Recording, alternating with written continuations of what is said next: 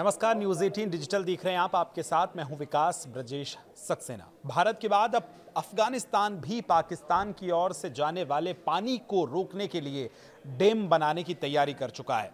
अफगान सूचना मंत्रालय ने गुरुवार को एक्स पर पोस्ट कर इसकी जानकारी साझा की है। सूचना मंत्रालय ने यह बताया कि तालिबान के सर्वोच्च नेता मालवी हिब्बतुल्लाह अखुंदजादा ने खुनार नदी पर जल्द से जल्द बांध बनाने का आदेश जारी कर दिया है। यानी एक तरफ भारत पाकिस्तान को पानी नहीं दे रहा है तो दूसरी तरफ अफगानिस्तान भी अब पाकिस्तान को पानी नहीं देगा। तो पाकिस्तान बूंद बूंद पानी को तरसने के लिए तैयार है, क्योंकि मंत्रालय के उप मंत्री मुहाजिर फराही ने गुरुवार को बताया कि पानी और ऊर्जा मंत्रालय को घरेलू कंपनियों को ठेका देकर बांध निर्माण जल्दी शुरू करने को कहा गया है। विदेशी कंपनियों का इंतजार नहीं करना है। अफगानिस्तान ने यह फैसला हाल ही में हुए संघर्ष के बाद लिया। दरअसल 9 अक्टूबर से 18 अक्टूबर के बीच चले झड़पों में अफगानिस्तान के 37 नागरिक मारे गए और 425 घायल हुए। वहीं भारत ने भी पहलगाम आतंकी हमले के तुरंत बाद 23 अप्रैल को सिंधु जल संधि को स्थगित कर दिया था और पाकिस्तान की ओर जाने वाला पानी रोक दिया था। 480 किलोमीटर लंबी कुनार नदी अफगानिस्तान से निकलकर पाकिस्तान के चित्राल नदी बनकर काबुल नदी में मिलती है। कुनार नदी का 70 से 80% पानी पाकिस्तान में जाता है। ये काबुल नदी पर फिर सिंधु नदी में शामिल होती है, ऐसा पूरा रास्ता तय करती है। अगर अफगानिस्तान बांध बनाकर कुनार का पानी रोकता है तो पाकिस्तान को गंभीर नुकसान होगा।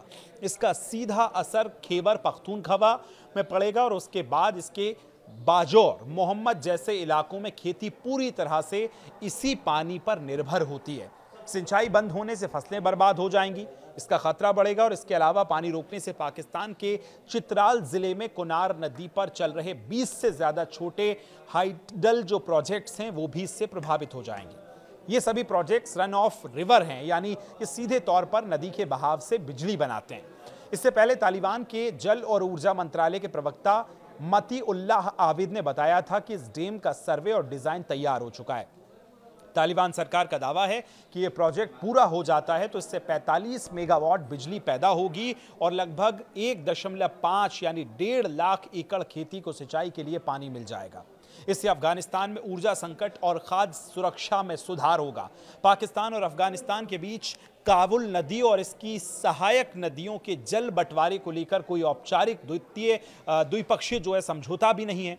अब पाकिस्तान पहले भी अफगानिस्तान की डैम परियोजनाओं पर चिंता जता चुका है, क्योंकि इससे उसके इलाके में आने वाले जल की आपूर्ति कम हो सकती है। पाकिस्तान अफगानिस्तान के बीच संघर्ष 9 अक्टूबर को शुरू हुआ था। पाकिस्तान ने काबुल में तहरीक तालिबान पाकिस्तान TTP के ठिकानों पर हमले किए थे। इसके बाद अफगान ने पाकिस्तान की सीमा को विवाद और हवाई क्षेत्र के उल्लंघन के लिए जिम्मेदार ठहराया था। UN के मुताबिक पाकिस्तानी हमलों में अफगानिस्तान के 37 नागरिक मारे गए थे और 425 घायल हुए थे। अफगानिस्तान की तालिबान सरकार ने पाकिस्तान पर नागरिक इलाकों को निशाना बनाने का आरोप लगाया, जबकि पाकिस्तान का कहना था कि उसने आतंकी ठिकानों पर कार्रवाई की है।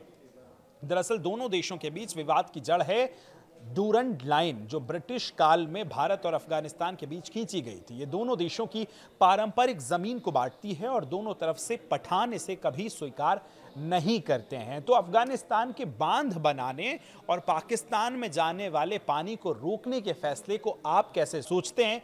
क्या इस पर अपनी प्रतिक्रिया देते हैं? वो कमेंट करके हमें जरूर बताएं। फिलहाल शुक्रिया।